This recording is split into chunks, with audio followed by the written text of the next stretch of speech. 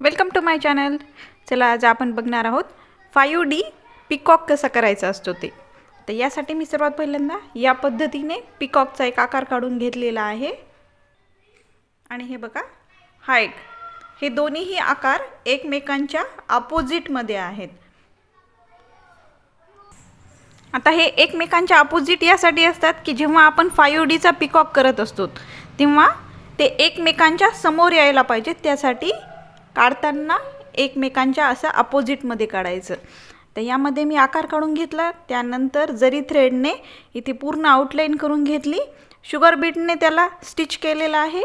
आणि आता मध्ये आपण स्टिच करणार आहोत. तर यासाठी मी ही जरदोजीचे छोटे छोटे तुकडे करून घेतलेले आहेत आणि या पद्धतीने स्टिच केलेले आहेत.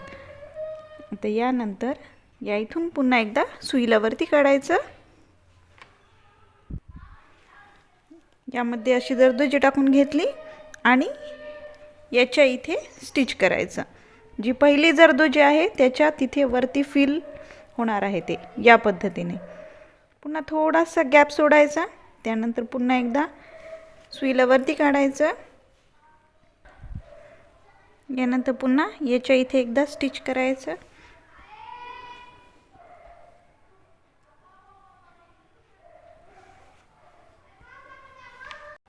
तर यामध्ये तुम्ही तुमच्या आवडीनुसार कोणतीही डिझाईन घेऊ शकतात पिकॉकच्या मधल्या फिलिंग करण्यासाठी.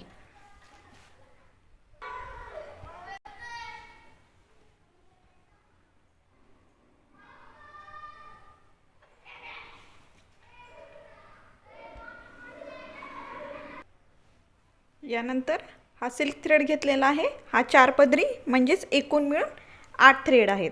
आता यामध्ये आपण या इथे फ्रेंच नॉट टाकणार आहोत.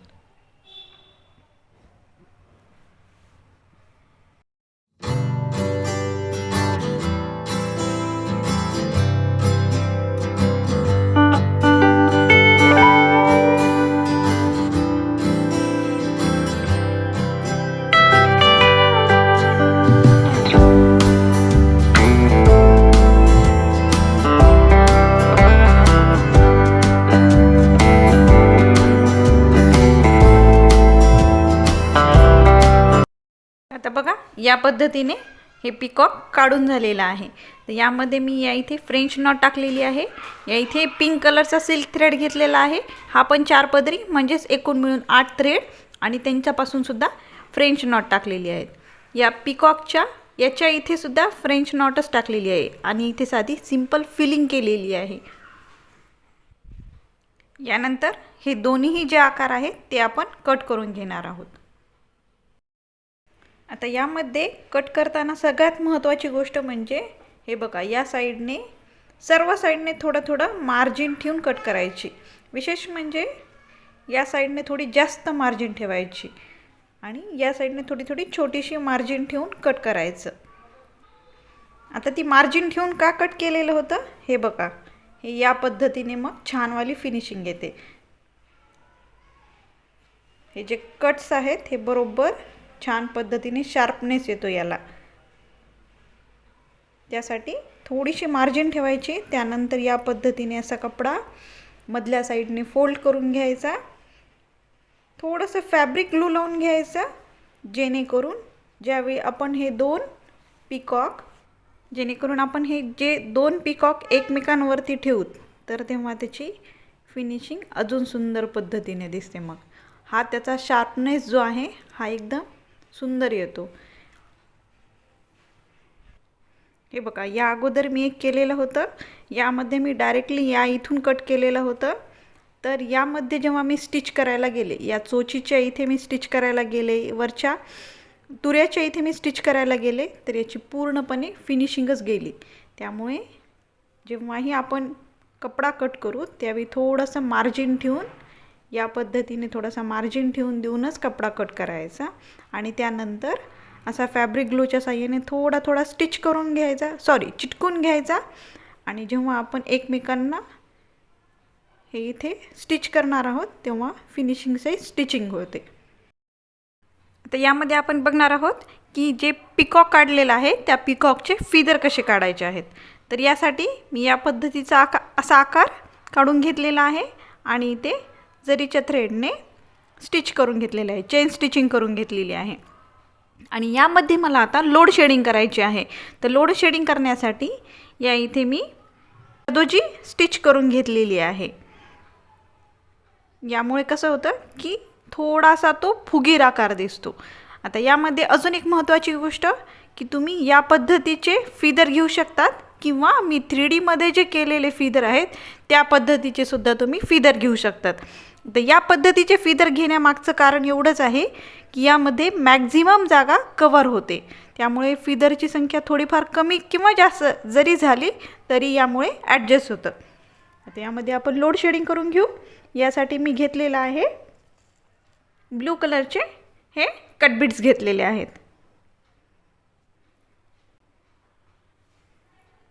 यामध्ये सर्वात पहिल्यांदा या इथून दोऱ्यावरती काढायचा, यामध्ये कटबिट्स टाकायचे आणि यानंतर या इथे जो खालची स्टिचिंग केलेली आहे जरी थ्रेडची या इथे एकदा लॉक करायचं.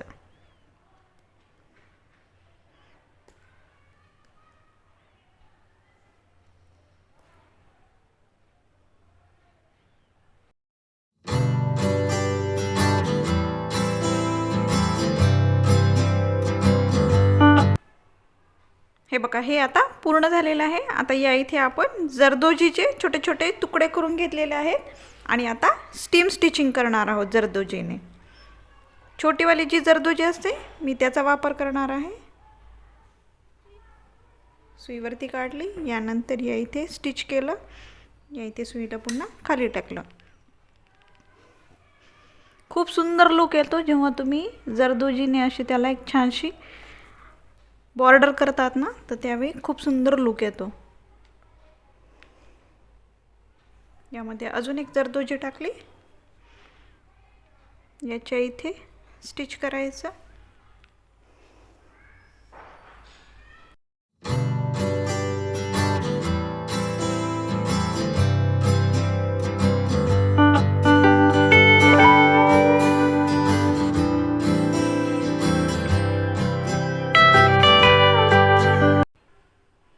बघा आता हे किती सुंदर पद्धतीने दिसतं.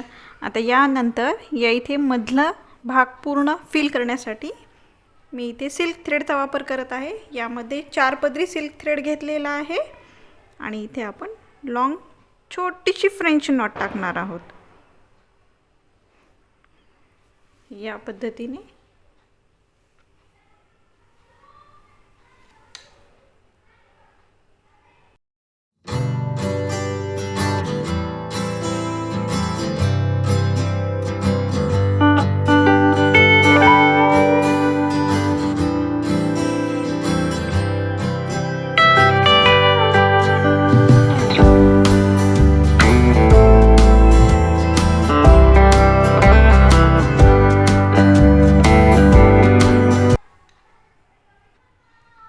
बघा, हे तयार झाल्याच्या नंतर इतक्या सुंदर पद्धतीने दिसतं.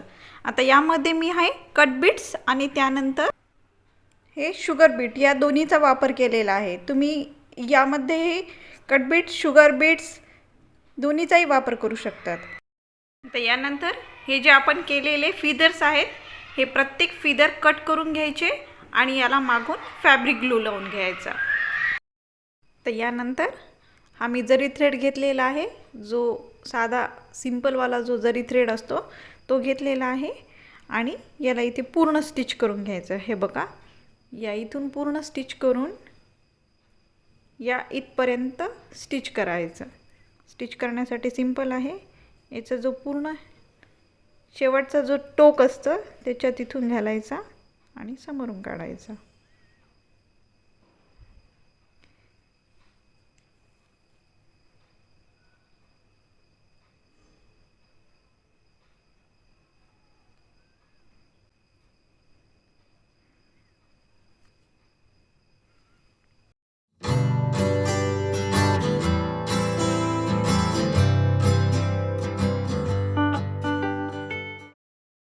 हे बघा, हे आता या पद्धतीने स्टिच करून घेतलेलं आहे वरच्या साईडने सुद्धा. आता सगळ्यात महत्त्वाचा भाग म्हणजे यामध्ये आपल्याला पूर्ण कॉटन टाकून घ्यायचं आहे. तर कॉटन टाकताना आता यामध्ये जो कॉटन टाकायचा असतो तो शक्यतो आपण जो टेडी बियर वगैरे करताना जो कॉटन असतो त्यामधला तो टाकायचा. आता सध्या माझ्याकडे तो अवेलेबल नाही आहे, तर मी आपला जो साधा नॉर्मल कॉटन असतो तो या पद्धतीने टाकलेला आहे. आता यानंतर अजून एक महत्त्वाची गोष्ट म्हणजे की जेव्हा तुम्ही या पिकॉकला या पद्धतीने तयार करतात तर ही मार्जिन सोडायचीच. यामुळे काय होतं की हे बघा, जर तुम्ही ही मार्जिन नाही सोडली आणि डायरेक्ट जर तुम्ही या इथे स्टिचिंग केली तर तो असा जास्त फुगल्यासारखा फ्लफी असा दिसत नाही, मोठा दिसत नाही, जसा पाहिजे तसा तो दिसत नाही. तर त्याला छान ग्रँड लुक आणण्यासाठी त्यामध्ये कॉटन पुरेपूर टाकून देऊन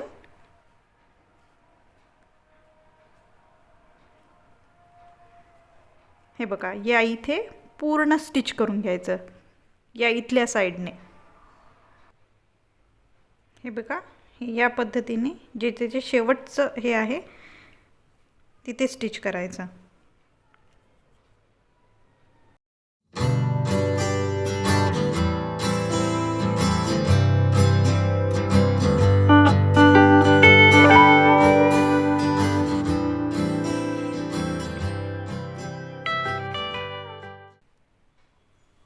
तर आता बघा हे मी या पद्धतीने पूर्ण स्टिच करून घेतलेलं आहे. तर आता याला आपण जेव्हा स्टिच करणार आहोत कपड्याला तर त्यावेळी ते या पद्धतीने स्टिच करायचं, म्हणजे हा भाग थोडासा असा फुगल्यासारखा होतो.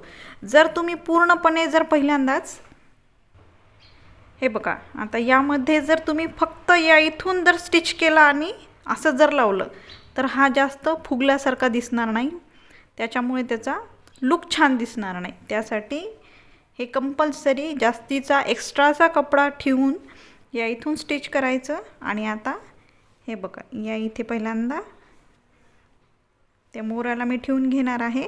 हाच दोरा पुन्हा या इथून खाली टाकायचा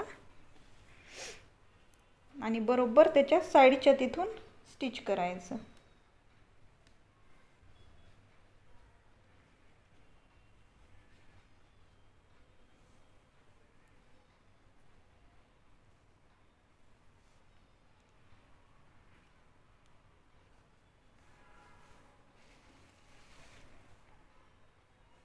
तर हे या पद्धतीने हळूवारपणे सगळं स्टिच करून घ्यायचं.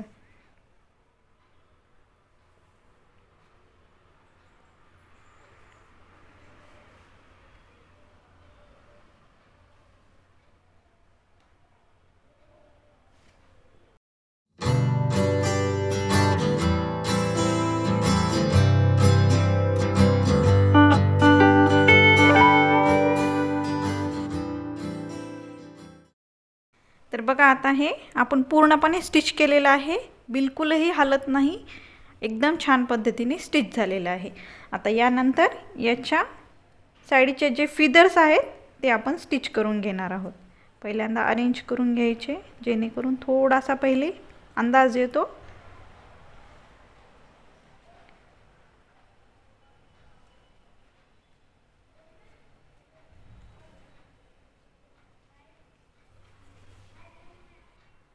हे बघा हे स्टिच करतानाही बरोबर याच्याजवळ स्टिच करायचं.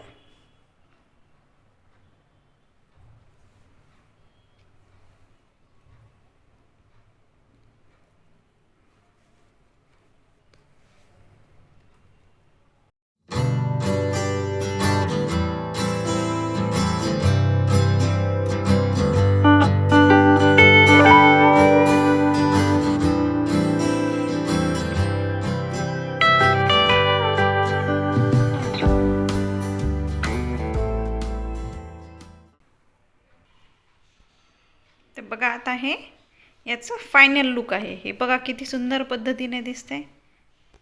हा पूर्ण भाग वरच्या साईडचा फुगीर दिसतोय आणि ह्या त्याचे फिदर्स पण किती सुंदर पद्धतीने दिसत आहेत. जर तुम्हाला यामध्ये काही अडचण आली तर तुम्ही मला कमेंट सेक्शनमध्ये विचारू शकतात. आणि प्लीज माझ्या चॅनलला लाईक, शेअर आणि सबस्क्राईब करा. Thank you for watching.